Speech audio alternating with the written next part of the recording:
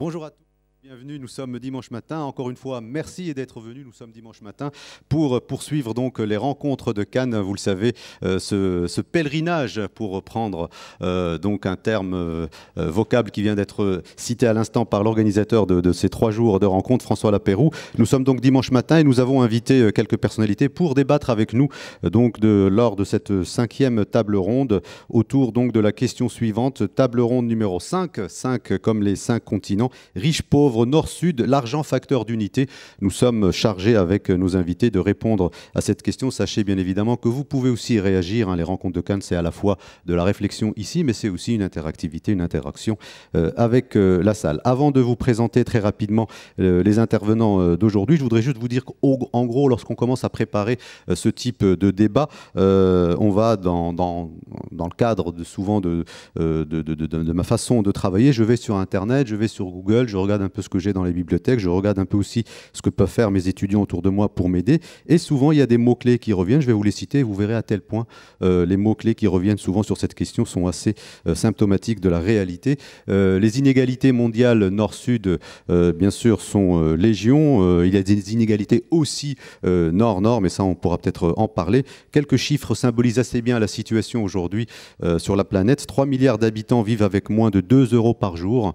Le café du matin à la brasserie dans n'importe quel quartier de Paris, c'est 1,20 €. Donc vous avez une idée à peu près de la situation dans laquelle nous vivons aujourd'hui. Et puis 1,5 milliard d'habitants aujourd'hui n'ont pas accès à l'eau potable, avec toutes les conséquences bien sûr que cela impose en termes de santé. Concernant les mots-clés, je vais vous les citer, vous allez voir très vite, et ça sera aussi un peu notre jalon tout au long de cette matinée.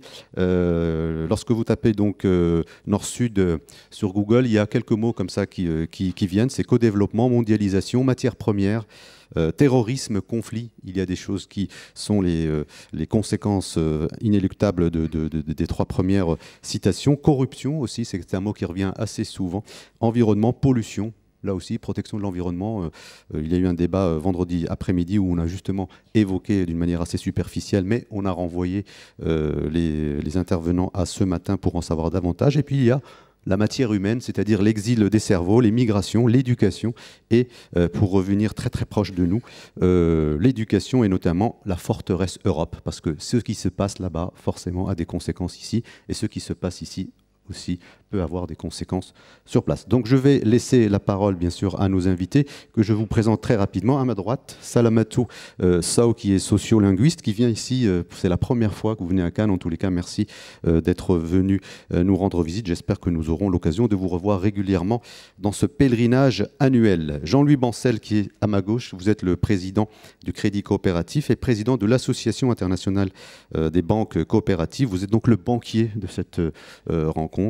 En tous les cas, les banquiers n'ont pas forcément bonne presse en ce moment, donc vous aurez l'occasion d'être le porte-parole de cette confrérie, si j'ose dire. Jean-Marc Daniel, vous êtes économiste, vous êtes aussi professeur à l'ESCP Europe, vous êtes un habitué donc de ces rencontres de Cannes, et Philippe Frémaux, qui est même, on pourrait presque dire, un des cadres de ces rencontres de Cannes. Vous êtes éditorialiste, notamment à Alternative économique. Je vais vous laisser la parole, Salamatou Sow.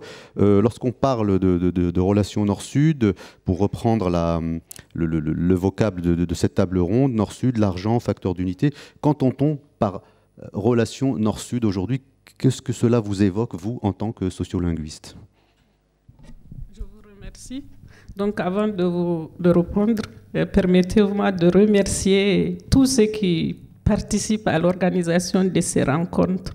Je crois que rencontre est un mot-clé, même par rapport à ce qu'on va dire.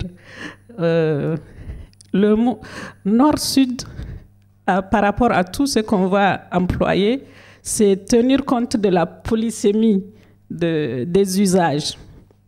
C'est sûr que par rapport à ce que vous avez évoqué, Nord-Sud a un emploi soit politique, soit économique.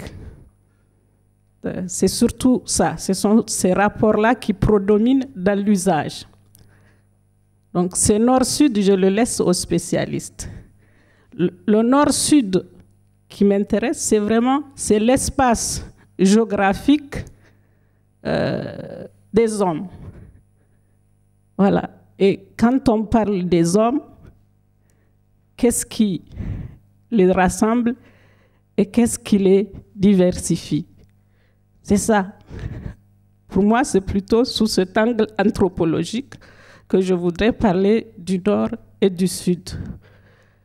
Parce que les termes qu'on emploie sont géographiques et dans le repérage humain, le Nord a besoin du Sud, le Sud a besoin du Nord. Au Nord et au Sud, c'est des êtres humains qu'on a et leur environnement. Quand je pense aux sociétés que j'étudie qui sont essentiellement rurales, quand on dit à un peuple qu'est-ce qui fait un homme, ben, il vous dira que l'homme c'est la parole. Et c'est essentiellement ça qui fait l'homme. L'homme c'est la parole, l'homme c'est la langue. Pour parler un peu du thème de l'argent, le professeur Mattei avait dit plusieurs fois, comparant l'argent et la langue, que c'est la meilleure et la pire des choses. Pourquoi? Parce que nous vivons avec nos deux langues. Il y a la langue qui parle et la langue qui mange. Je fais le deux glissements parce que vous savez qu'en Afrique, la corruption s'appelle le mangement. J'ai essayé de faire un petit recueil des usages du français en Afrique. La corruption, c'est le mangement. Comment nous gérons la langue qui nous humanise et la langue qui peut nous déshumaniser. Si je retourne aux Peuls, est-ce qu'on peut dire les plus traditionnels, en tout cas les plus ruraux des Peuls que j'ai évoqués dans la première table ronde qui n'ont ni maison ni champ, leur première valeur, c'est la retenue. La première valeur qu'ils annoncent comme un des fondements de leur comportement, c'est la retenue. Et la première retenue, c'est la retenue alimentaire. Parce que ce sont des éleveurs, la vache est centrale dans leur vie. Et la retenue alimentaire, pour que l'homme ne ressemble pas à la vache, nous mangeons, ça ne nous est pas spécifique. Les animaux mangent aussi. Et donc, ce que je trouvais de fondamental chez eux, c'est au moment de manger, faisons attention à ne pas ressembler à nos vaches. Et au moment de parler aussi, il faut que la retenue nous empêche d'en dire trop et que la retenue nous empêche d'en faire trop. Donc, quand je pense au nord et au sud, je pense à ces fondements-là. Alors, on va justement demander à Jean-Louis Bancel ce que lui pense pour voir si vous êtes sur la même ligne que Salamatou Sow ou effectivement il y a des dissensions qui font peut-être que ces dissensions-là nourrissent les écarts et les inégalités actuellement rencontrées. Alors, il va y avoir de la continuité d'abord dans notre échange parce que, évidemment, moi je vais regarder ça plutôt avec le sens économique nord-sud. Mais j'ai cette chance de travailler dans une banque qui a des activités en France, essentiellement dans le secteur donc, des organismes à but non lucratif, dans le monde des coopératives et avec des tas de clients qui partagent un certain nombre de valeurs, mais on y reviendra dans le cadre du débat, mais aussi de travailler au sud, soit en direct, soit avec des partenaires. Et nous avons cette chance au Crédit Coopératif, c'est d'avoir partagé depuis plus de 25 ans un travail avec les populations rurales du Mali, en aidant les populations rurales du Mali à créer ce qui est aujourd'hui le premier réseau de microfinance du Mali qui s'appelle Kafojiguinée, qui sont les greniers de l'argent, pour reprendre l'expression. Et ce qui est, me semble-t-il, très important pour faire la continuité, c'est qu'en fait, fondamentalement, l'argent, c'est une invention de l'homme, bien sûr, mais c'est un outil absolument incontournable pour les communautés humaines. Pourquoi ? Parce que c'est un outil d'échange, un outil de valorisation. Et donc, j'ai rapporté un livre dont j'ai parlé hier à Namso, qui est un livre qui a été écrit par un banquier central, alors c'est encore une race au-dessus, entre guillemets, du banquier ordinaire, qui vient de Belgique, qui est Bernard Liétard, qui écrit beaucoup sur la monnaie, et il a fait toute une étude sur les archétypes qui font de la monnaie. Et il y a un passage très intéressant sur les archétypes anciens, très anciens, qui sont la déesse mère et le rôle de la vache comme outil monnaie. Et il rappelle en particulier que le mot capital vient du latin capitus, c'est pour faire de la linguistique un petit peu, j'essaie d'aller sur le terrain de Madame Sceaux, vient du latin capitus qui veut dire tête de bétail. Hein, dans les populations voilà, pécuniaires, pécus, comme le rappelle Philippe, c'est là aussi le bétail, les ovins. Et donc, vous voyez, c'est très important. Dès que l'homme s'est installé en communauté, il a fait deux choses importantes. Bien sûr, la langue comme outil d'échange et la monnaie. La monnaie, ça peut être les coris, les petits coquillages, ça peut être les têtes de bétail, etc. Et donc, sur ce point, il n'y a pas un lieu sur Terre quasiment où il y a une communauté et où il n'y ait pas une monnaie. Et ça, c'est un des premiers points qu'il faut comprendre. Donc, quand on parle, et je vais aller sur votre terrain, nord-sud, inégalité, etc., souvent, on a cette impression que nous, les gens du Nord, on va leur apporter aux bons sauvages la monnaie, on va les monétariser et enfin, ils vont rentrer dans un cercle économique. Je sais pas, bon. C'est presque l'ADN de la politique de colonisation. Oui, bien sûr, bien sûr. Mais c'est pas pour autant contradictoire, c'est pas en soi créateur d'inégalités, parce que c'est simplement une transformation des modes de circulation des valeurs dans une communauté. La question, bien entendu, on va y revenir dans le débat sur l'ouverture des frontières, les transferts de capitaux, etc. C'est ce qui fonctionnait bien dans une communauté définie. Voilà, comment ça marche lorsqu'on fait qu'on est dans un seul monde. Et c'est ça que je pense qu'il faut même d'abord regarder, c'est que, bien sûr, la monnaie, avec aujourd'hui les problèmes de masse monétaire en circulation, déséquilibre, etc., mais c'est d'abord un outil de fabrication d'un seul monde. Et je pense qu'il faut se méfier des théories, entre guillemets, qui consisteraient au repli sur soi, etc. Vous savez, aujourd'hui, les populations d'Afrique subsaharienne, mais on pourrait dire la même chose sur d'autres parties de la Terre, ils ont besoin, ils sont ouverts au monde et ils savent très bien tout ce que leur apportent les échanges. Mais même aujourd'hui, Sud-Sud, on parlera sans doute du commerce équitable ou des choses comme ça. Comme la langue, il y a du bon et il y a du mauvais. C'est à nous, humains, de maîtriser cet outil qu'est la monnaie. Philippe Frémaux était juste en train de s'exciter à votre côté. Donc je voulais parler avec Jean-Marc Daniel, mais comme vous l'avez très bien souligné, allez-y, je vous écoute. Je vais préempter. C'était juste parce que je voulais rebondir sur ce que disait Jean-Louis. Et c'est vrai que la monnaie est à la fois le grand pacificateur des relations sociales quand elle se substitue à l'obtention d'un bien par la force. De ce point de vue-là, le commerce est mieux que l'extorsion, le racket, etc.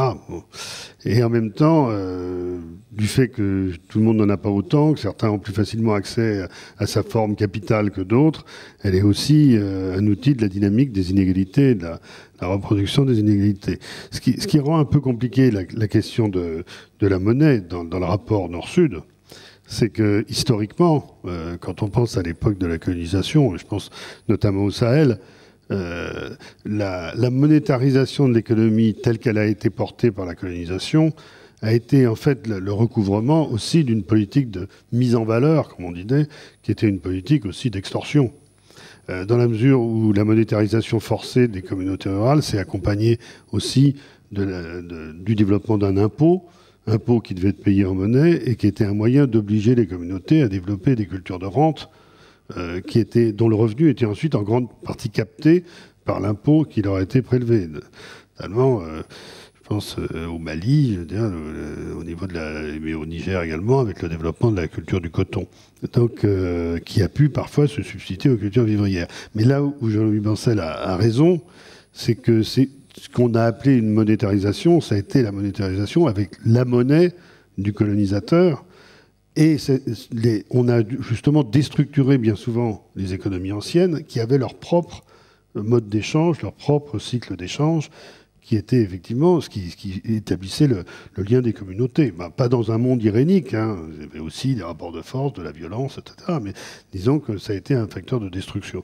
Et l'autre chose qu'on pourrait dire, c'est que à la fois, parce que moi c'est des débats que j'ai pour moi-même dans ma tête et au sein du journal, dans le débat, à la fois il y a le côté grand pacificateur, grand unificateur du monde qu'apporte la monnaie. Et c'est vrai qu'on a pu vivre dans des périodes, par exemple dans le monde occidental, où pendant toute la période de 44 à 71, où le dollar était le grand unificateur de ce monde, avec une monnaie stable, etc. Mais dans le même temps, on voit bien à quel point cette monnaie, quand elle est mal régulée, débouche aussi sur la crise actuelle. Et c'est vrai que le sentiment de perte de contrôle des populations sur leur environnement économique débouche aujourd'hui par l'idée, et d'ailleurs Bernard Lietaer a beaucoup écrit là-dessus, qu'on pourrait aussi avoir des espaces monétaires complémentaires sur des territoires plus restreints qui permettraient de reprendre un peu de pouvoir sur la vie économique. Donc, et c'est la tension entre les deux qu'il faut gérer. Alors, trop de monnaie complémentaire nous met dans le repli, mais trop de monnaie universelle non régulée nous précipite aussi dans les inégalités économiques et sociales. Alors Jean-Marc Daniel, est-ce que, pour revenir sur ce qui a été développé par Jean-Louis Bancel, au fond, l'argent, c'est le seul moyen d'échange possible entre les hommes, ou est-ce qu'il y a l'argent, mais il peut y avoir d'autres économies, en tout cas d'autres facteurs ou d'autres vecteurs d'échange possibles pour respecter les us et coutumes des uns et des autres? Alors, je crois qu'il y a, par rapport à ça, par rapport à Nord-Sud et tout ça, premièrement, je crois qu'il ne faut pas confondre la monnaie qui est un moyen d'échange et l'échange en tant que tel. Ce qui est un élément pacificateur, c'est l'échange, c'est-à-dire c'est le commerce. La monnaie, c'est un moyen d'échange. Alors après, il y a différents types de monnaie. Le véritable enjeu sur la monnaie, c'est que la monnaie, en général, c'est un objet qui a une fonction extra-monétaire, qui sert à autre chose, et de savoir si cet objet a son rôle de moyen d'échange, qui est a priori normalement neutre, si ce rôle de moyen d'échange est perturbé par son fonctionnement extra-monétaire. Ce que je veux dire par là, c'est que l'or avait comme caractéristique de ne servir à pas grand-chose, et donc il était un moyen d'échange, qui était une monnaie qui était reconnue parce que son utilisation monétaire n'était pas impactée par autre chose. Bon. Alors, vous avez un exemple qui est l'exemple à rebours, c'est la cigarette américaine. L'Allemagne de 1945 à 1950 a fonctionné avec comme monnaie des cigarettes américaines, et la régulation monétaire était liée à la caractéristique extra-monétaire de la cigarette américaine. Quand il y avait de l'inflation, c'est-à-dire quand il y avait trop de monnaie, quand il y avait trop de cigarettes, la population fumait ces cigarettes. Et donc ça contractait la masse monétaire. Donc vous n'aviez pas besoin de politique monétaire parce que la caractéristique extérieure de la monnaie gérait la politique monétaire. Bon. Donc la monnaie en tant que telle, le véritable enjeu, c'est la technique monétaire et le rôle de la Banque centrale sur un objet qui va avoir une fonction extra-monétaire limitée. Et donc tout cet aspect-là est un aspect qui est un peu à part. Ce qui est important à mon avis, c'est l'échange. C'est-à-dire le commerce, c'est-à-dire le fait que les gens commencent à s'intéresser aux autres et pensent qu'ils peuvent apporter quelque chose d'autre qui leur apporteront eux-mêmes quelque chose en retour. Alors par rapport à ça, le positionnement nord-sud, ce qui est intéressant, c'est que mondialisation est un mot très récent. D'ailleurs, mondialisation, c'est la traduction en français de globalisation. Et donc, il y a deux écoles de gens. Il y a les gens qui, vous êtes linguiste, mais il y a les gens qui utilisent mondialisation parce que c'est le mot français. Vous ne ferez jamais dire globalisation à un Québécois. Parce que globalisation, c'est globalization. C'est le mot anglais. Alors, et donc, les gens qui utilisent globalisation, en général, ce sont les gens qui sont chics, qui vivent à New York, qui, quand ils vous croisent dans les couloirs, ça m'arrive avec certains de mes collègues, vous regardent avec un air inspiré et disent « Ah, comment on dit déjà en français ? Oui, bonjour. Oui, c'est ça, bonjour. » Bon. Donc, c'est des gens qui vivent en anglais, qui sont dans la vie internationale. Bon. Et donc, le mot mondialisation, qui est le bon mot, est un mot qui est un mot récent, qui est la traduction de globalisation et qui a été utilisé par le traducteur du livre qui s'appelle Le Village mondial, donc de McLuhan, qui est apparu en 1968. Parce que avant, ce que dit bien McLuhan dans son livre, c'est que ce qui est frappant dans ce qui se passe, c'est que dans les échanges au travers de la mondialisation, ce qui s'échange, c'est de plus en plus non seulement des biens et des services, mais aussi de l'information. Et il dit, vous allez au fin fond de l'Union soviétique, et je vais revenir là-dessus, si vous allez au fin fond de l'Union soviétique, et donc mon livre paraît en 1960, vous leur demandez qui vient d'être élu président des États-Unis, et ils répondent Kennedy. Et vous allez au fin fond de l'Arizona, vous leur demandez qui est secrétaire général du Parti communiste, et ils savent que c'est Khrouchtchev. C'est-à-dire qu'il y a une mondialisation également de l'information, du savoir, mais qui est inégale dans la circulation du savoir. Parce que je pense, et donc ce qu'on dit déjà à l'époque, c'est qu'il y a un affrontement Est-Ouest, et donc Alfred Sauvy dit il y a un tiers-monde, qui est ni l'Est ni l'Ouest, qui est en train d'émerger, et puis on va passer de la logique de tiers-monde Est-Ouest à une logique Nord-Sud. Je pense qu'on est dans une phase, au travers de l'histoire de Kennedy ou Khrouchtchev, où en fait, il y a plus, la hiérarchisation est plutôt en cinq couches. Il y a le pays dominant, qui sont les États-Unis, et nous savons tous comment vivent les États-Unis. C'est-à-dire que nous passons notre vie à vivre dans les rues de New York par séries américaines interposées. Notre vie est rythmée par des gens qui, devant les tribunaux, disent « objection, votre honneur ». Vous pouvez en parler, je ne sais pas, monsieur de Montgolfier n'est peut-être pas là. Le véritable problème qu'il y a maintenant dans les tribunaux en France, c'est que les gens qui arrivent devant le disent « objection, votre honneur ». Alors les juges disent « écoutez, on n'est pas dans New York police judiciaire ». Parce que la population vit dans New York police judiciaire. Mais Jean-Marc Bancel, est-ce que ça veut dire que la France est le sud des Non, États-Unis? ça veut dire qu'il n'y a ni sud ni nord. Je crois qu'il y a le pays dominant, qui sont les États-Unis. Il y a des vieux ateliers, des vieux pays qui sont l'Europe et le Japon, qui sont des pays qui sont vieux à tous les sens du terme, et y compris, je pense qu'il y a une des caractéristiques de ce qui se passe en ce moment, c'est que dans les fractures, il y a des fractures démographiques. Il y a des pays qui sont jeunes par leur population et des pays qui sont vieux par leur population. Il y a des pays émergents, qui sont la Chine ou l'Inde, qui sont en train d'avoir de très fortes croissances. Il y a des pays qui sont ce que j'appelle des pays rentiers, c'est-à-dire des pays qui bénéficient d'une rente, c'est-à-dire des producteurs de pétrole, ça va de la Norvège à l'Arabie Saoudite en passant par la Guinée équatoriale. Donc des pays très divers, mais qui ont un comportement, un positionnement et des solidarités qui sont des solidarités fortes au travers de l'OPEP, mais aussi au travers d'intérêts partagés. Et puis il y a les pays qui sont à l'heure actuelle essentiellement l'Afrique et l'Amérique latine, avec l'Afrique qui, à mon avis, est mieux partie que l'Amérique latine, qui sont en train de rentrer dans la mondialisation. Pour conclure, je pense que la séquence, le découpage en nord-sud qui s'est substitué à est-ouest n'est plus totalement pertinent. Je pense qu'il y a vraiment 5 blocs, le pays dominant, et dont la domination est autant intellectuelle, linguistique, pour parler de linguistique, et culturelle que strictement économique et monétaire. Ensuite, les vieux ateliers qui sont vieux à tous les sens du terme et qui sont menacés de repli, l'Allemagne, le Japon. Et puis, juste dernier mot sur le Japon, je montre à mes étudiants la dernière Assemblée générale du Fonds monétaire international. Pourquoi ? Parce qu'il y a eu des manifestations altermondialistes. Ce qui était frappant, c'est que les policiers japonais n'arrivent plus à rattraper les manifestants parce qu'ils ont 50 ans, les policiers japonais. Ils ont l'âge moyen de la population. Et donc, ils courent après le manifestant australien qui a 25 ans, qui court très vite, et ils ne le rattrapent plus. Donc, c'est une société qui est une société qui a vieilli, est une société qui ne peut pas raisonner exactement comme d'autres types de sociétés. Je ne critique pas le Japon, je pense que c'est un pays extraordinaire et fabuleux, mais c'est un pays qui nous montre un certain type d'évolution de pays qui n'est pas nord-sud, qui n'est pas est-ouest, qui est vieux. Et puis donc, il y a les pays rentiers, les pays émergents et les pays en devenir. On reviendra sur la démocratie, Jean-Marc Daniel. Pardon, la démographie. D'ailleurs, démocratie, c'est... vous vouliez réagir. Oui, alors c'est intéressant parce que M. Daniel a utilisé un mot que je voulais introduire dans le débat, qui est solidarité. Mais pas dans le sens, c'est dans les solidarités économiques. Moi, je voulais tout de même apporter aussi cette dimension, parce que, toujours pour faire référence aux années 60, c'était l'époque où il y avait le grand débat, la Corrèze contre le Zambèze. Hein, vous vous rappelez, alors aujourd'hui, ça a une connotation particulière quand on parle Corrèze versus Zambèze, bien sûr, mais là-dessus, ce qui me paraît très important, c'est de percevoir que nous sommes bien dans un seul monde, et cette universalisation de l'information fait qu'aujourd'hui, il y a des solidarités nord-sud, mais qui dépassent le nord-sud, mais qui se développent. On l'a vu, la première grande manifestation, ça avait été sur le tsunami de l'océan Indien. Vous savez que nous, on travaille beaucoup avec les ONG françaises. Des sujets qu'on a eu à faire pour le compte des ONG, on a été submergés de chèques. On a été submergé de chèques. Vous n'imaginez pas le travail d'intendance qu'il y a eu derrière pour aider la Croix-Rouge et tous les autres ONG à traiter tout l'échec de solidarité que les gens ont fait.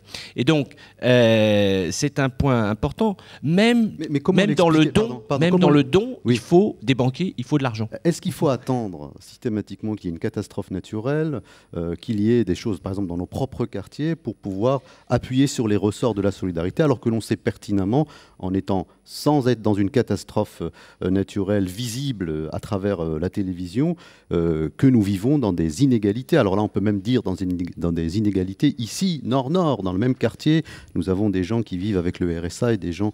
Voilà, donc si vous voulez, qu'est-ce qui fait que l'être humain, à un moment donné, ne réagit que parce qu'il est face à une situation qui provoque en lui peut-être un sentiment peut-être de culpabilité, et donc il essaie un peu de racheter finalement cette culpabilité en voulant... Il y a deux choses que l'on peut évoquer. C'est premièrement, il se passe plus de choses qu'on ne l'imagine. Hein, et ça, alors je ne vais pas m'en prendre aux médias, mais c'est vrai que souvent le problème que l'on a, c'est que les médias préfèrent parler des trains qui n'arrivent pas à l'heure que des trains qui arrivent à l'heure. C'est évident que ça émeut tout le monde lorsqu'il y a une catastrophe naturelle ou une grande sécheresse en Afrique, je ne sais quoi. Néanmoins, il ne faut pas croire qu'il ne se passe rien dans l'intervalle. Ce n'est pas parce qu'il n'y a pas le regard des caméras, il n'y a pas le regard des journalistes qu'il n'y a pas des réalités.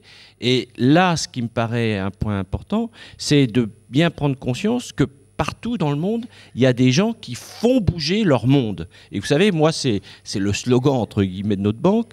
On l'appelle la banque utile à ceux qui font bouger leur monde. Et moi, par rapport à l'ambiance assez générale que j'entends, alors là, je reviens sur le terrain français, assez noir, catastrophiste, etc. Alors là, ça, c'est les économistes qui en rajoutent, je trouve, mais il en faut un peu pour chacun, hein. Il faut que ce soit équitable dans la répartition. Qu'est-ce que je constate? Moi, je rencontre plein de jeunes en particulier qui se bougent. Et aujourd'hui, leur problème, c'est de trouver des interlocuteurs. Alors, en particulier dans mon monde, qui est le monde de la banque, mais ça vaut sur d'autres sujets. Et donc, ne croyez pas que les gens ne se bougent pas. Les gens se bougent et essaient de faire bouger leur monde. Et comme je dis, si chacun fait un peu bouger son monde, chez nous, là-bas dans le sud, etc., eh bien, ça fera bouger le monde. Alors après, est-ce que le global de toutes ces actions fera un monde meilleur? Ça, c'est une autre question. Salamatou Sow, quel est aujourd'hui, alors vous allez devenir porte-parole finalement malgré tout, mais quel est aujourd'hui l'état d'esprit, par exemple, de la jeunesse africaine par rapport à ce débat? Est-ce que les jeunes au Niger, par exemple, j'étais il n'y a pas très longtemps à Dakar, ont pour envie tout simplement de prendre une barque et de venir ici, en Europe, ou est-ce qu'ils se disent, fini cette espèce de relation condescendante permanente, on veut vraiment être des acteurs du développement ici pour pouvoir non plus tendre la main, mais être aussi acteurs à plein de notre propre développement et donc de notre propre destin. Le micro. Mon expérience, c'est vraiment, je vais dire, le terrain nigérien et les rencontres que j'ai faites au fil de mes missions. Les jeunes, ils se bougent beaucoup dans ces périodes difficiles. C'est sûr, il y a toujours l'imaginaire de partir en Europe pour une vie meilleure. Mais il y a également la conscience que c'est difficile de partir en Europe. Et les jeunes, j'ai remarqué par exemple leur lien à Internet. C'est-à-dire, les cybercafés sont toujours pleins. Gens qui cherchent qu'est-ce qu'ils vont faire, quelle formation, par où essayer d'aller travailler. Et ça m'a impressionné. J'ai vu des jeunes dormir 3 heures de temps et tenir ce rythme-là. Être sur Internet, s'informer de ce qui se passe dans le monde. Et moi, mes étudiants me mettent au courant d'un tas de choses que j'ai pris conscience que vraiment le monde a changé. C'est la jeunesse, partout où elle est. Quand il y a une connexion, ils sont dans le monde et Internet a apporté cette espèce de démocratisation de l'information et des connaissances. Que l'on soit à Paris, à New York, ou que l'on soit à Niamey, ou même dans n'importe quelle commune rurale électrifiée, quand l'électricité marche, les jeunes sont branchés. Ça m'a frappé. Ça m'a même interrogée. Parce que j'ai eu des informations par eux. Et ce qui me frappe, c'est la transparence, par exemple. Vous avez des jeunes étudiants ou même des jeunes scolaires qui ont accès aux données de la Banque mondiale. Donc, ils savent ce qu'on dit de l'Afrique et du reste du monde, qui ont accès aux données des ONG. C'est l'aspect qui me l'a le plus frappé. Au Niger, je peux dire que le rêve n'est plus vers l'Europe. Le rêve d'aller apprendre, ce n'est plus vers l'Europe. C'est plutôt, d'abord en Afrique. Si on fait des statistiques aujourd'hui, la génération des Nigériens nés après les années 70 sont pratiquement formés sur le continent. Ils sont formés au Maroc, ils sont formés au Sénégal, ils sont formés en Afrique du Sud. Ça m'a impressionné. Et dans certains secteurs, vous avez 40% des gens très dynamiques qui ne sont jamais venus au nord. D'ailleurs, les flux migratoires sont plus sud-sud que sud-nord. Philippe Frémaux, est-ce qu'une globalisation alternative est possible aujourd'hui ? Je pense que si on peut revenir un peu en arrière par rapport au classement des pays qu'a fait Jean-Marc Daniel. Derrière ce classement des pays, il y a aussi toute une histoire géopolitique, mais une histoire géopolitique géoéconomique, et qui change la vision qu'on a chacun dans nos pays de nos responsabilités et du développement. Je pense que pour les gens de ma génération, et qui ont connu justement l'essor du tiers-monde comme représentation, parce que le tiers-monde, réellement, n'a jamais existé. C'est un peu comme la classe ouvrière. Entre l'ouvrier qualifié, typographe du 19e siècle et l'ouvrière du textile, etc., on était dans des mondes extrêmement différents au 19e siècle. Et en même temps, il y avait une conscience collective qu'on participait d'un même mouvement et qu'on allait pour œuvrer sur une même transformation sociale. C'est ce qui a apporté l'idée de classe ouvrière. Et l'idée de tiers-monde, c'est la même chose. Qu'est-ce qu'il y a de commun entre des anciennes nations coloniales qui se sont libérées de l'oppression de la métropole, finalement, l'Argentine ou l'Uruguay, c'est des États-Unis qui n'ont pas réussi. Mais globalement, c'est des pays blancs européens, au même titre que l'Australie ou la Nouvelle-Zélande, mais qui ont pu se sentir comme faisant partie du tiers-monde, au même titre que l'Algérie, que l'Inde, que la Thaïlande. Bon, on est dans une diversité de situations historiques, géographiques, etc. Mais il y avait une conscience collective, le groupe des 77, etc. Et ça s'alimentait chez nous d'un double regard, qui était un regard bien souvent, je dirais, dans la fraction plutôt à droite de la population, de sentiment d'une supériorité structurelle sur les peuples du Sud, qui était hérité finalement du passé colonial, et à gauche de l'idée que de toute façon les inégalités allaient se maintenir parce que le type de relation structurelle que le Nord entretenait avec le Sud faisait que le Sud était condamné à rester dans le sous-développement. Toutes les théories de la dépendance, toutes ces choses sur lesquelles on pouvait travailler. Si bien que, aussi bien, je dirais, la gauche et la droite, pour des raisons différentes, pensaient que les inégalités structurelles du monde allaient se maintenir et que l'Occident allait rester dans cette fonction de domination. Et c'est vrai que ce qu'on voit aujourd'hui, c'est un bouleversement de cette situation. C'est que des pays qui longtemps étaient en très grand retard de développement sont en situation de rattrapage et à l'origine, c'était des petits pays, les nouveaux pays industrialisés, c'était l'exception qui confirme la règle, etc. Et puis, progressivement, les deux pays les plus peuplés de la planète, la Chine et l'Inde, ont basculé du côté du développement et de l'émergence. Et du coup, notre regard sur le reste du monde ne peut plus être un regard condescendant ou méprisant. C'est un regard qui fait que celui qu'on plaignait, maintenant, on le craint. On le craint parce qu'il est devenu notre égal. Et à l'échelle de l'histoire humaine, je pense que c'est un progrès extraordinaire. Mais ça donne aussi une responsabilité au peuple du Sud. Et c'est la question que je voudrais poser aussi à Madame Sow. C'est que je vois bien à quel point... Moi, je ne connais pas bien l'Afrique de ce point de vue-là, mais j'ai pas mal travaillé en Amérique latine. Et en Amérique latine, on voit bien que le discours qui était si on est sous-développé, c'est toute la faute des Yankees. Quand vous avez la Chine et l'Inde qui se développent, et que vous avez des ressources naturelles, il y a une partie des élites qui se disent peut-être que c'est aussi notre faute, c'est aussi notre responsabilité, c'est aussi le fait que nos élites, au lieu d'investir dans le pays, elles vont placer leur pognon en Suisse ou ailleurs. Et c'est ce qui fait, par exemple, qu'au Brésil, on a pu avoir d'abord Cardoso, puis Lula, qui ont été des présidents, qui ont stabilisé la macroéconomie, et qui ont remis les pays sur des itinéraires de croissance et qui maintenant mènent en plus des politiques de réduction des inégalités qui ont des effets significatifs au Brésil. Je dirais, de ce point de vue-là, il y a quelque chose de très intéressant. Mais le nouvel ordre du monde est quelque chose qui oblige les pays à se réapproprier et les populations à se réapproprier le fait que c'est aussi leur responsabilité de le développement. Alors moi, je ne minimise pas le fait que les règles du commerce international et toutes ces questions ne sont pas des règles qui facilitent forcément le travail du développement.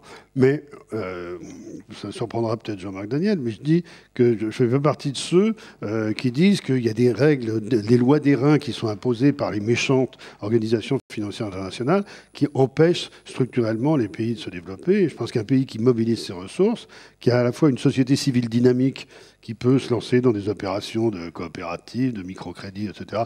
Mais en même temps, parce que ça suffit pas, il faut aussi un État développeur qui investit dans l'éducation, la santé, la sécurité, la qualité des infrastructures, etc. Et c'est le mix à la fois de la dynamique de la société, de l'émergence d'une classe d'entrepreneurs et d'un État qui ne soit pas un État prédateur, qui produit le développement. C'est comme ça que des pays comme la Corée, qui était au niveau de vie du Kenya en 1945, le même niveau de vie que la Kenya, est aujourd'hui un pays qui nous tire des croupières dans des tas de domaines. Et je ne vous cache pas que quand on achète aujourd'hui un téléphone portable Samsung, on ne se pose pas la question de savoir si c'est un produit du commerce équitable ou pas. Alors, on va justement donner la parole à Salamatou pour répondre à Philippe Frémaux. Vous parliez tout à l'heure, Philippe, de l'Inde et de la Chine. Sachez qu'en 2020, par exemple, c'est-à-dire dans 15 jours maintenant, 56% de la population mondiale sera asiatique. Ça veut dire qu'une personne sur deux aura donc une origine soit indienne, soit chinoise, sur les 7 milliards et demi d'habitants que nous sommes aujourd'hui et les 9 milliards que nous serons dans moins de 25 ans. Salamatou Sow, avant de donner la parole à Jean-Marc Daniel, est-ce que, au fond, si aujourd'hui un certain nombre de pays africains sont dans la situation qui est la leur, ce n'est pas aussi de leur propre faute? Est-ce qu'au fond, est-ce qu'on doit toujours estimer que la situation dans laquelle on vit, elle ne dépend pas forcément de nous, elle dépend forcément de l'ancien colonisateur, et peut-être même si un jour il est parti, il est resté à travers ses réseaux et sa façon de gérer son ancienne colonie. Donc, vous savez, quand je suis venue, j'ai commencé par la francophonie. C'est le fait d'être francophone qui m'a encouragée à venir ici en me disant, je vais dans un espace où on partage une langue et une histoire commune. Et qu'est-ce qu'on peut faire ensemble avec cette langue et cette histoire commune? Je crois que c'est ce qui m'a encouragée à venir. Hier, c'était la Ashura, c'était la fête de la Ashura. Et depuis 2004, je passe cette fête dans mon village. Donc j'ai dû faire un choix. Et c'est ça qui m'a convaincue, le fait d'être francophone et de cette histoire partagée. C'est pourquoi je suis là. Mais dans le constat, vraiment, pour une observation, les rapports entre la France et l'Afrique francophone sont en train d'évoluer, de leur évolution normale. Parce qu'il y a des générations qui sont aux affaires, qui n'ont pas eu le même rapport avec la France. La génération qui est aux affaires aujourd'hui, ce sont des écoliers qui ont été à l'école, si je prends l'exemple du Niger, qui ont été à l'école nigérienne, dans l'école publique, qui, pendant leur parcours, la majorité n'ont eu que des enseignants nigériens. Leur comportement ne sera pas le même que la génération passée qui a dû aller à l'école française et apprendre en histoire nos ancêtres les Gaulois. C'est pas la même chose. Et c'est ça, c'est ce passage aussi qu'on a en Afrique, de générations qui n'a pas vécu de la même manière l'histoire et le rapport à la colonisation dans ses aspects les plus conflictuels. Et ça ne finit pas. Je ne peux pas dire que dans le comportement global, il n'y a pas ça. Mais aujourd'hui, vraiment, les discours, c'est partout arrêté de dire que ce qui nous arrive, c'est la faute aux colonisateurs. Maintenant, il est temps de nous accuser. Je ne peux parler que du Niger. Au Niger, vous savez que dans les années 90, comme partout en Afrique, il y a eu les conférences nationales souveraines. Et le Niger l'a fait en 91, un débat pour s'interroger comment rentrer dans la démocratie. Je crois que ça a duré plus de 3 mois. Ça fait partie des choses qui ne passent pas dans les médias, comme dit M. Bancel. Ça fait partie des dynamiques qu'on ne projette pas sur les écrans du monde, mais qui se sont passées quand même. Voilà, la conférence nationale a duré 3 mois. Il n'y avait pas un observateur français dans la conférence. Et les Nigériens se sont heurtés, et ils se sont retrouvés. Et depuis, on est dans ce processus-là depuis 1991. Et je crois quand même, ça aussi on ne le dit pas souvent, il peut être malgré les histoires de coups d'État. Parce qu'il faut savoir que tous les coups d'État n'ont pas l'interprétation qu'on leur donne. Il y a des coups d'État qui sont intervenus pour éviter des guerres civiles. Parce que si l'armée n'arrêtait pas deux égoïstes qui oublient leur peuple pour leur intérêt personnel, c'est la catastrophe. Et souvent, il y a eu ce genre de coups d'État pour éviter la catastrophe. Voilà, donc je pense que... J'ai cru comprendre que vous parlez de l'UMP, non, Philippe? Donc, il y a eu ces dynamiques, ces transitoires vers la démocratie. Et je crois que ce qu'il faut faire dans ce rapport-là, dans les échanges, vous savez, aujourd'hui, si pour parler dans mon domaine, dans l'éducation, la France n'est plus le principal pays qui donne des bourses d'études. Il y a plus de 10 ans. Donc, même les études supérieures sont en train de tracer un autre axe.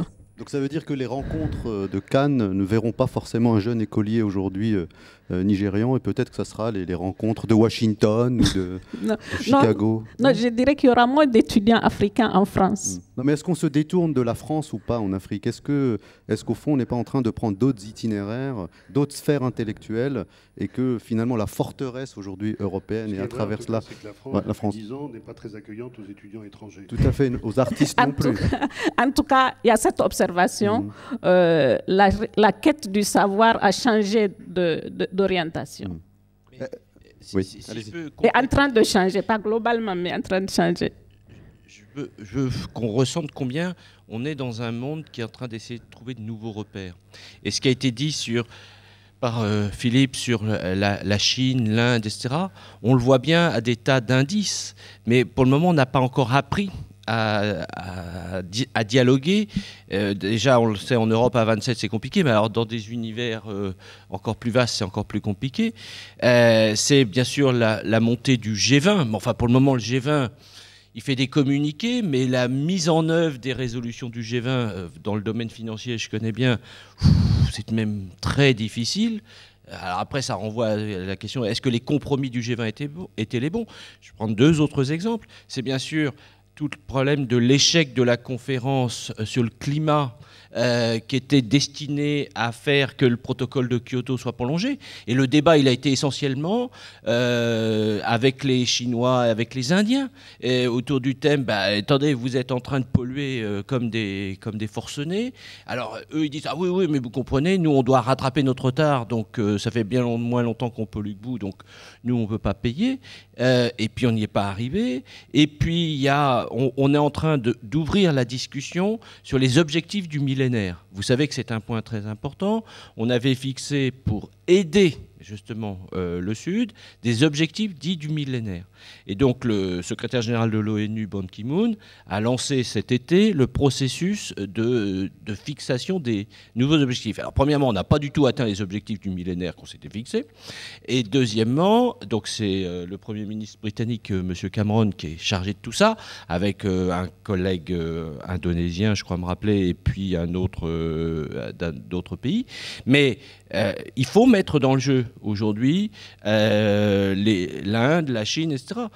Parce qu'aujourd'hui, nos amis africains le savent, la puissance économique, je n'ai pas dit coloniale, la puissance économique qu'ils voient, c'est la Chine.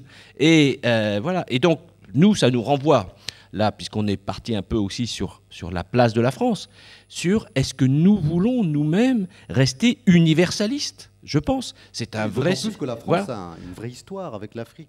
Et on en a eu. Est-ce qu'on ne se tire pas une balle dans le pied en tournant le dos finalement à ce continent pour ne reprendre que l'axe France-Afrique? Bien sûr. Mais alors là, il y a un changement très important avec le nouveau président de la République, nouveau gouvernement. Il n'y a plus de ministre de la coopération. Puis on a insisté. Il n'y a plus de ministre de la coopération. Il n'y a plus de France-Afrique, etc. Et puis on a un nouveau ministre du développement. Très bien. Qui vient de chez les Verts. Alors, il a lancé des assises du développement, mais qu'est-ce qu'on sent? C'est que, globalement, il recherche des idées. Parce que c'est bien beau de dire que, voilà, on ne va pas simplement focaliser sur la relation franco-africaine, etc. Bien sûr, il faut s'occuper de tout le reste du monde. La question, c'est que, légitimement, d'abord, nos amis africains, mais ça, c'était historique, ils disent, attendez, on a déjà eu ça avec la chute du mur de Berlin. Attendez, vous allez peut-être un peu moins vous occuper de nous, et un peu plus vous occuper des pays d'Europe de l'Est. Et aujourd'hui, si la France dit je fais du développement tous azimuts, voilà. Et donc aujourd'hui, ce que je ressens, mais je le dis comme ça, c'est que la classe politique française est perdue. Elle ne sait pas ce qu'elle doit faire. Alors, je ne sais pas si ces assises du développement qui viennent d'être lancées, auxquelles nous on participe d'ailleurs, seront comme la conférence nationale, l'occasion de se fixer un objectif. Et il faut beaucoup y insister sur un maintien de dimension universaliste. Et ça, je pense qu'aujourd'hui, et je rejoins ce qu'a dit M. Daniel, la France, moi qui suis dans les milieux internationaux, y compris de la coopération, qui ne sont pas des milieux ultra-libéraux, etc., tout est anglo-saxon. Il faut se battre comme des chiens pour faire entendre ce que j'appelle le Latin touch. Hein, bon, voilà. Donc, c'est un point important. Alors, Jean-Marc Daniel, souvent quand on parle de globalisation, de co-développement, on parle de facto de délocalisation. C'est-à-dire qu'en réalité, pour aider, par exemple, les pays du Sud, certaines entreprises délocalisent leurs activités, ainsi de suite. En même temps, ça crée du brouhaha ici. Donc, comment on arrive à s'en sortir en disant, bon, il faut du co-développement là-bas, tout en respectant et en maintenant un certain nombre d'activités ici, qui sont quand même des activités porteuses d'emploi et qui font vivre une partie de la population française. Est-ce que ce n'est pas une schizophrénie franco-française? Non. Enfin, c'est une schizophrénie qui est française, mais qui n'est pas franco-française. Il y a beaucoup d'autres pays où on se méfie de la mondialisation, des délocalisations. C'est ancien parce que je cite souvent la formule « l'ouvrier à 5 sous vaincra l'ouvrier à 5 francs ». C'est une formule de 1897 qui avait été commentée par un économiste de l'époque qui s'appelait Jacques Novikov, et il avait appelé son article « Le péril jaune », en dénonçant les gens qui pensaient que la Chine était un danger, alors que, disait-il, la Chine c'est une chance. Et que lorsque les Chinois deviendront riches, ils deviendront non seulement nos fournisseurs, mais ils deviendront aussi nos clients. Et donc... on vient de publier des textes de Jean Jaurès sur la mondialisation, où il est tout à fait partisan d'une économie ouverte. Absolument. Non, mais je crois que le fantasme du repli, et surtout le fantasme du fait que le concurrent, surtout le concurrent international, est déloyal. Je ne connais pas un homme politique qui ne soit pas pour le fair trade, comme disent les Anglais, c'est-à-dire le commerce juste. Et ils sont contre le free trade parce qu'il est évident que dans le free trade, il y a un problème, c'est que le concurrent est déloyal. Et ça, c'est dramatique pour les Français. Ils n'en sont entourés que de gens déloyaux, pervers et malhonnêtes. Donc l'anglais est fourbe, ça on le sait depuis très longtemps. L'allemand travaille, c'est une forme d'agressivité. Le chinois, alors donc, il travaille pour rien. En plus, c'est une forme de... Et nous, malheureux Français, qui sommes honnêtes. Et l'Africain, il danse en permanence. Voilà. Bon. Et donc, je pense que cette schizophrénie, en plus, ne correspond pas à la réalité. C'est-à-dire que quand on regarde l'évolution, par exemple, de l'emploi industriel, on s'aperçoit que les délocalisations, s'il y a des études, alors elles sont contestées, contestables et tout ça, mais on s'aperçoit que l'essentiel des suppressions d'emplois industriels se font sur 3 thèmes. Un premier thème qui est le fait que, de façon statistique, ce qu'on appelait emploi industriel autrefois est devenu des emplois qui sont sous-traités. C'est-à-dire, pour faire simple, le responsable du restaurant d'entreprise, il y a 50 ans, il était comptabilisé les effectifs de l'entreprise. Maintenant, il travaille pour la Sodexo, qui est en contrat avec, et donc il est comptabilisé ailleurs. Mais il existe toujours. Bon, donc ça, c'est anecdotique. C'est pas totalement négligeable, mais c'est anecdotique. Mais les deux postes importants, c'est le fait qu'il y a eu des gains de productivité, et ça, c'est la concurrence. Et la concurrence, non seulement la concurrence nationale, et non seulement la concurrence internationale, mais aussi la concurrence nationale. C'est la dynamique économique. Et puis, il y a aussi le fait que nos entreprises ne se sont pas mises au goût du jour de la demande mondiale. C'est-à-dire que le véritable problème, ce n'est pas la délocalisation, c'est l'incapacité de répondre à la mutation et à l'évolution de la demande mondiale. Et je crois que le véritable enjeu dans la mondialisation d'une économie comme l'économie française, qui est encore la 5e ou la 6e économie du monde, c'est d'être capable en chaque fois de répondre à la demande mondiale. Jean-Marc Daniel, si vous permettez, je vais vous donner juste un exemple très personnel en réalité. Vous savez que je travaille à Bondy, juste à côté de Bondy, il y a l'usine d'Aulnay-sous-Bois. Il y a 3000 salariés, donc chez Peugeot Aulnay. Cette usine va fermer dans 2 ans, fin 2014. Et lorsque je fais mes reportages et ainsi de suite, les cadres me disent de toute façon, on arrive à fabriquer la même voiture en Algérie, au Maroc, en Pologne. Et donc, a priori, aujourd'hui en France, l'industrie automobile pourrait fabriquer ces voitures à l'étranger pour beaucoup moins cher. Et que de toute façon, comme nous, on n'a pas l'intention d'aller sur d'autres modèles, l'hybride et en tous les cas l'innovation, c'est un gag finalement que de regarder Montebourg réunir en permanence le patron, c'est-à-dire Peugeot. Alors, est-ce que c'est plausible ça ou pas? Est-ce qu'aujourd'hui, on peut fabriquer des choses de la même qualité ailleurs qu'en France? Et donc, du coup, ça pose la question de la main-d'œuvre ici en France et notamment de l'offre d'emploi pour une certaine catégorie de la population. Oui. Il est clair, si vous voulez. Alors, il y a une perche tendue. Vous avez dit c'est un gag de regarder Montebourg. Je crois que tout le monde en est d'accord. Mais non, pas du tout. Enfin, je sais pas. On verra. On va donner la parole dans quelques minutes. Mais non, mais bon, alors après cette facilité de, non, franchement, il y a je prendrai 2 exemples sur ce qui se passe aux États-Unis en ce moment, ou ce qui s'est passé aux États-Unis. Au moment où, en 1992, Clinton a fait sa campagne de primaire dans le New Hampshire, on l'a appelé en lui disant il y a une usine de sidérurgie qui va fermer là, et tous les candidats aux primaires sont passés, il faut que tu ailles leur dire que tu vas sauver l'usine. Et donc il est arrivé, et il a dit aux ouvriers, au bout d'un moment, il a dit écoutez, moi si je suis élu, je peux vous dire une chose, je ne ferai rien pour votre usine. Et elle fermera. Alors, une espèce d'émoi, et il dit, parce que ce qui m'intéresse, c'est pas cette usine, c'est vous, c'est votre destin. Ce qui m'intéresse, c'est la capacité de l'Amérique à rebondir. Or, l'Amérique, si elle n'est plus capable de faire d'acier, c'est d'autres pays qui feront l'acier. L'important, c'est que l'Amérique fasse autre chose que les autres ne sont pas capables de faire. Il ne s'agit pas de s'enfermer dans des techniques qui ont été les techniques du passé, et donc moi, si je suis élu, je ne sauverai pas cette usine. Je pense que c'est ça l'esprit qui est l'esprit à mettre en œuvre. Et on retrouve ça dans le fait que General Motors ouvre des usines en ce moment aux États-Unis. Ils viennent d'ouvrir une usine en Caroline du Sud. Et je raconte toujours que quand Mme Russo a fait visiter l'usine aux journalistes, il y a des journalistes qui ont dit « Mais vous avez donné congé aux ouvriers, on n'a vu personne ». Elle a répondu « Non, parce qu'il n'y a pas d'ouvriers. Tout est robotisé ».